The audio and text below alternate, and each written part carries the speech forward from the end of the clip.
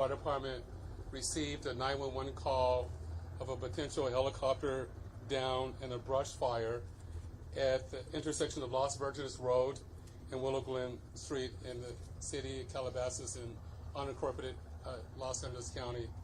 Upon arrival, our firefighters discovered approximately a quarter-acre brush fire that resulted from a crash on the hillside. The Los Angeles County Fire Department initial response was 15 pieces of apparatus and 56 personnel that consisted of paramedics, engine company, heavy rescue, truck company, hand crews, and aircraft, and a chief officer to oversee the incident. Upon arrival, during the incident, and upon arrival of the Sheriff's Department, our two respective departments entered into unified command to handle this incident. Our firefighters on scene indicated that there was a debris field and steep terrain with a quarter-acre brush fire that was occurring at the time. Our firefighters hiked in to the accident site with their medical equipment and hose lines to extinguish the stubborn fire, as it included the brush fire, debris from a helicopter, and the fire also included magnesium, which is very hard for our firefighters to extinguish because magnesium reacts with oxygen and water. In addition to our firefighters hiking into the incident, we had one helicopter flying to the incident with firefighter paramedics on board. Those paramedics were hoisted down to the incident early into the incident. They did a search of the area for survivors. Unfortunately, all the survivors on board were determined to have been perished. Firefighters and hand crews worked to extinguish the fire while carefully preserving the incident for investigation. Currently, the investigation is still ongoing. I would like to turn this over to my sheriff to continue the press briefing.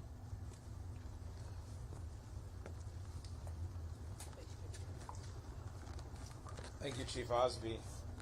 Personnel from Los Angeles Sheriff's Station responded to the scene of the crash site and assisted the fire department, and we've established a containment area, and now our Aero Bureau has a handle on traffic or aircraft accidents. However, when there's a fatality, then it switches to the National Transportation Safety Bureau, the NTSB, and the Federal Aviation Administration, the FAA.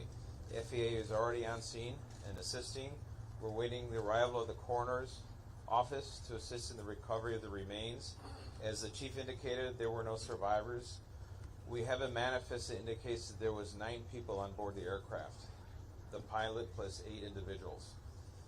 There is wide speculation as to who the identities are. However, it is entirely inappropriate right now to identify anyone by name until the coroner has made the identification through their very deliberative process, and they've made notifications to next of kin. And it'd be extremely disrespectful to understand that your loved one was perished and you learn about it from TMZ. That is just wholly inappropriate, so we're not going to be going there. And we're going to wait till the coroner does their job, and we're assisting the families of those who believe they've been impacted, and it's a tough process. And our hope goes out to all of the members that were on board, all the family of everyone who was on board this aircraft, and God bless their souls. So at this point in time, we have nothing that we can add until the coroner does their job, and we'll be making those notifications when we have the information and we know the next of kin have been notified. Then we can release the information publicly, and you'll be notified in subsequent announcements.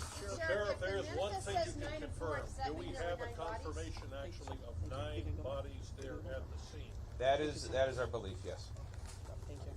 So we realize at this point there are so many questions. There's a lot of information out there.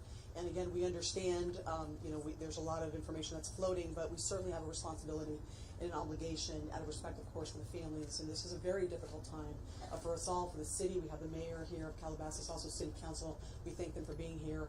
And in fact, they wanted to pass on a message that for those in the community that want to gather here and are coming to Calabasas, If you do, you are welcome to join others at the Deanza Park here in Calabasas, and the cross streets there are Los Hills and Las Virgenes. Also, the Sheriff's Information Bureau, we will be sending out updates as to when there will be, if there is one, a press advisory out, a notification of another press conference or any other updates through our Twitter. So please look for that. And again, we thank you so much for being here today.